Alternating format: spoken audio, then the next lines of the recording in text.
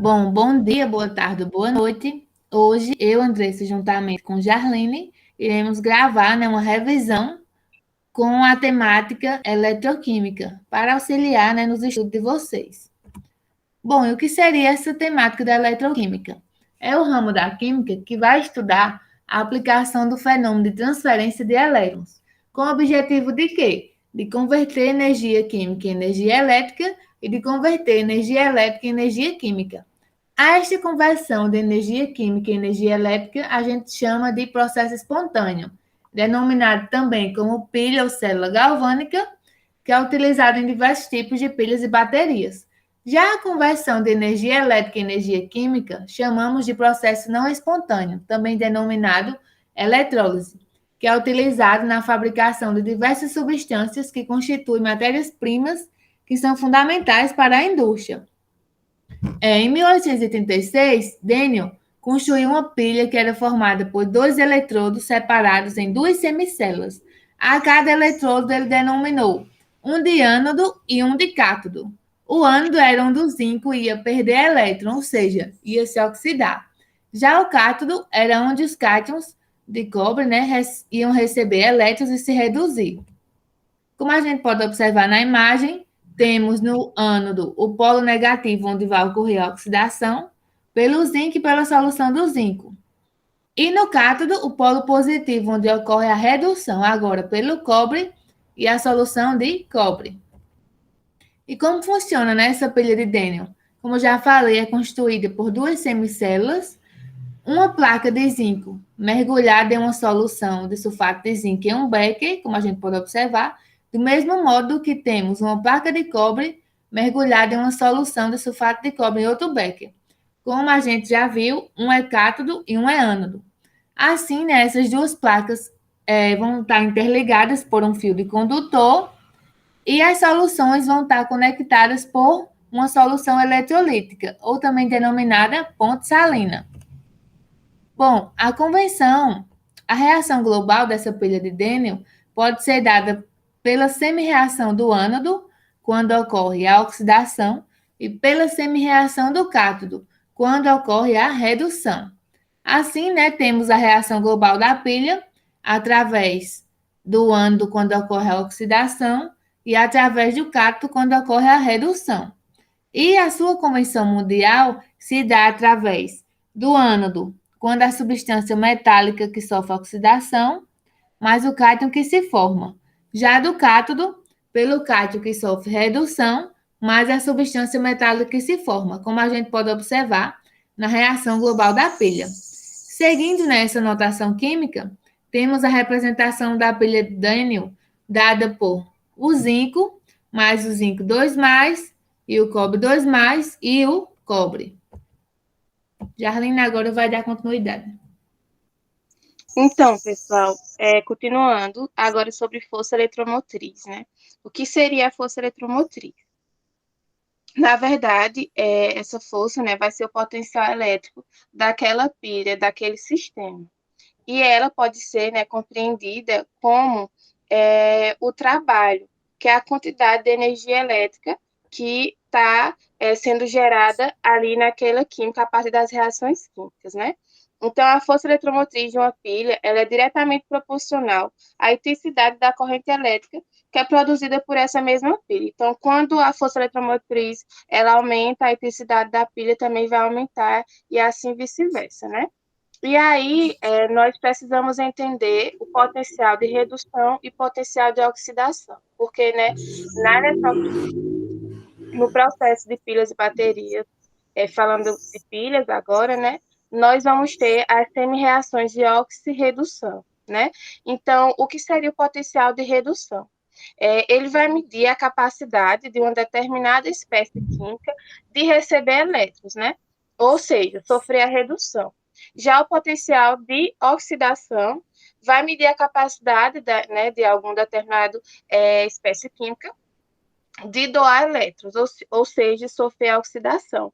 E Andressa já falou, nos exemplos, a gente pode citar o zinco e o cobre como esses dois metais. E nós temos outras características, que também interferem na intensidade, na corrente elétrica dessa pilha, como, por exemplo, a concentração da solução, que fica no eletrólito ou na ponte salina, que a Andressa já citou. Teoricamente, né, uma pilha ela deveria funcionar até que um dos seus reagentes eles fossem totalmente consumidos.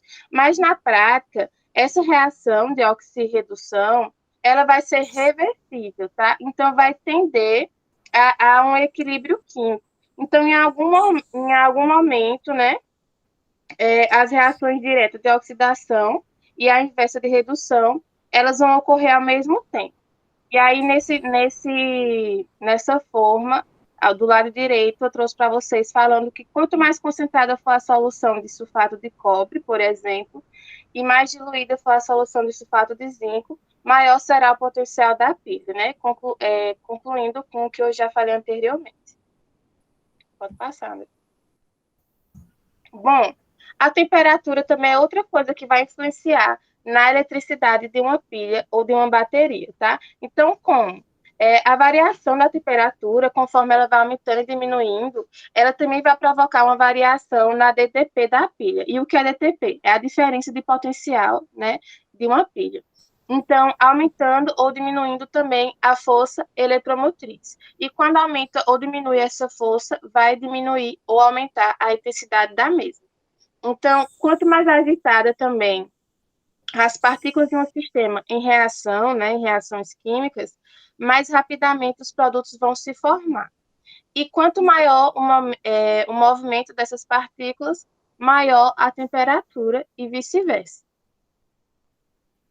Pode passar, Cris. Bom, pessoal, e aí como é que a gente pode medir esse potencial padrão, né? Para medir os potenciais de oxirredução de uma pilha, a gente vai medir a partir de um padrão. E esse padrão, ele é feito da seguinte maneira, precisa das seguintes coisas. O eletrodo tem que ser formado por um metal, né, mergulhado em solução de concentração de 1 mol por litro de íons do mesmo metal. E a temperatura tem que ser ambiente, né, 25 graus Celsius ou 298 Kelvin, e a pressão de 1 atm, para poder calcular esses potenciais de redução de oxidação. Já para calcular a força eletromotriz, a gente tem uma tabela, né, padronizada desses potenciais, já de redução de oxidação, e tem nos livros do ensino médio de vocês. Então, a gente tem a equaçãozinha que é o seguinte, né? A força eletromotriz ela vai ser igual ao potencial de redução do metal cobre menos o potencial de redução do metal zinco. E, da mesma forma, a gente vai fazer com os potenciais de oxidação. E aí, substituindo, né, os valores padronizados, nós vamos ter o resultado em volts, tá? Pode passar mesmo. Pilha seca, né? Conforme foi passar o tempo, o estudioso Georges Leclerc, né? Ele descobriu, desenvolveu a pilha seca, né? E é aquela pilha que a gente conhece hoje em dia, que dá para ver na imagem do slide. Então, ela foi adaptada, mas ainda continua com as principais características que eu vou falar para vocês agora. Ela começou sendo utilizada em alguns sistemas telégrafos, sinalização e campainhas, né? E fornece uma corrente elétrica satisfatória por um tempo considerável. A reação química nela é irreversível e produz uma corrente elétrica pequena, tá? Então, tipo, não dá choque na pilha. E aí nós vamos ter a pilha seca ácida e a pilha seca alcalina. A diferença entre as duas vai ser basicamente no eletrólito, tá? Que vai ser, na pilha seca ácida, vai ser uma substância, uma mistura ácida, como, por exemplo, aqui nós temos o cloreto de amônio, o cloreto de zinco, e ambos são de caráter ácido. E já na pilha seca alcalina, nós vamos ter o mesmo procedimento, o ânodo, cátodo e o eletrólito, porém com a solução concentrada alcalina, uma solução básica, tá? Então, essas são as diferenças entre as duas pilhas secas ácidas e básicas. Pode passar, André. Elas são indicadas, né, geralmente, essas pilhas secas para quando você vai perder e ter fortes descargas de energia. Pode passar. Como MP3, lanterna, rádios. Bom, e se uma pilha ficar na geladeira, ela volta a funcionar? Bom, esse questionamento, né, a gente pode discutir, pois durante o funcionamento da pilha vai ocorrer a formação de uma amônia gasosa no cátodo, envolvendo a barra de grafita. Como a gente pode ver, né, ocorre a formação da amônia gasosa, dificultando o quê? Dificultando o fluxo de elétrons, fazendo com que a pilha pare de funcionar antes mesmo de toda a sua carga se esgotar. Porém, quando colocamos uma pilha nessas condições na geladeira, a temperatura baixa vai favorecer o quê? A solubilidade da amônia na parte interna, liberando a barra de grafita e permitindo, né, novamente o fluxo de elétrons. Com isso, né, a pilha volta a funcionar.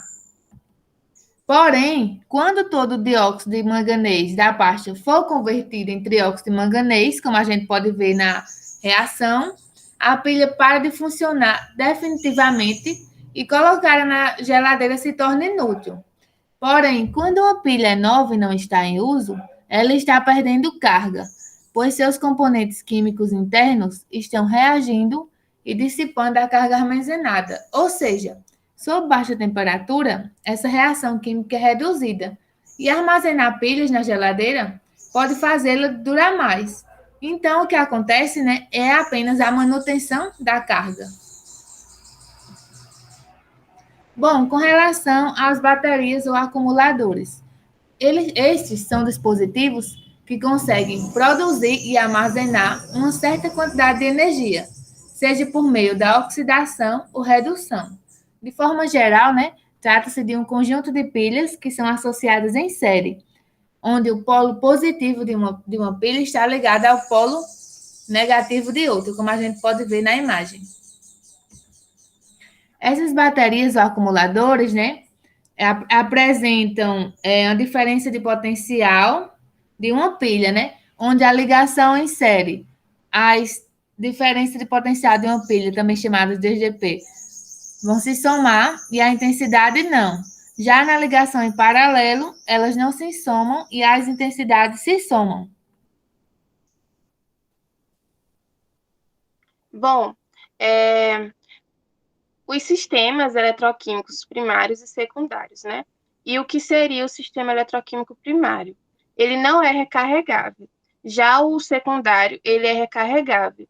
Então, há sim baterias, né, ou acumuladores que você vai utilizar por um determinado período de tempo e não vai se desgastar como a pilha. E já alguns, eles são recarregáveis, que são esses carregadores celulares, notebook, que a gente põe na tomada e recarrega, né?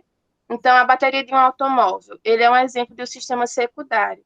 A energia acumulada na bateria do automóvel é utilizada para dar a partida no carro, com o carro em funcionamento.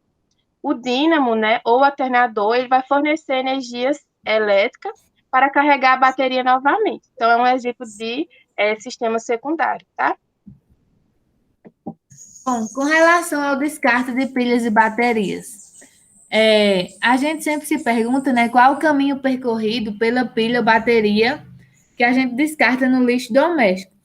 A gente sabe, né, que em situações ideais, os caminhões da prefeitura coletam o lixo doméstico da cidade e levam, né, para uma estação de transbordo. Dessa estação de transbordo, o lixo pode ir para um vazadouro, um aterro, né, ou até mesmo um aterro sanitário, que seria ideal.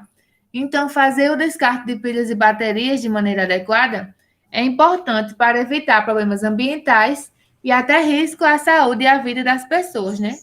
Uma vez a caminho de aterros sanitários, pilhas e baterias podem ser esmagadas ou perfuradas durante a coleta e o processamento desses resíduos. Bom, algumas consequências desse descarte errado de pilhas e baterias, né, são as contaminações de solo e lençóis freáticos. Além disso, algumas pilhas, né, são compostas de metais pesados, como chumbo, mercúrio, níquel e cádmio, e são capazes de causar doenças renais, cânceres e problemas relacionados no sistema nervoso central, Por isso, né, que é importante que o descarte seja feito de forma adequada. Até mesmo os próprios fabricantes têm, por lei, né, a responsabilidade de recolher e realizar a descontaminação dos seus produtos. Além disso, para fazer o descarte de pilhas, né, e baterias, é necessário, antes de tudo, armazenar as pilhas e baterias, sem misturá-las com outros tipos de materiais. Algumas aplicações de eletroquímica são através da fabricação de diversos aparelhos eletrônicos, né, como a gente já sabe, carregamento de baterias, diversos tipos de aplicações na indústria química, assim como a galvanoplastia, que é o revestimento de peças de ferro e aço com zinco metálico, como a gente pode ver na imagem. Na medicina, a eletroquímica também está presente no marca-passo, usado por pacientes com problemas cardíacos. Em casa, né, no nosso cotidiano, a eletroquímica também está sempre presente, seja em brinquedos infantis, lanternas, controles de TVs, portões eletrônicos, dentre outras coisas, né? A eletroquímica é bastante utilizada. Então, era isso, pessoal, que a gente queria passar para vocês, uma revisão do conteúdo eletroquímica, e a gente agradece a atenção, né, quando vocês assistirem. É isso, e bons estudos para vocês. Qualquer dúvida, podem entrar em contato com o Instagram do programa Residência Pedagógica ou com os professores de vocês. Abraço!